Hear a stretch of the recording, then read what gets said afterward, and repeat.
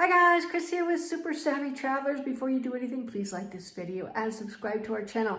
But I wanted to let you know of a magnificent opportunity that has come your way. Remember that amazing house in Santa Domenica Talao, almost 3,000 square feet, huge garden. It does need some love, but when you love this house, you can actually create a terrace that gives you the most spectacular view of the Tyrrhenian Sea and the Polino National Park that you would ever want to see. And you can fix it up for really not that much money, however you want to have it fixed up. It's so big, you don't even have to fix up all of it. You could have some of it remain storage space.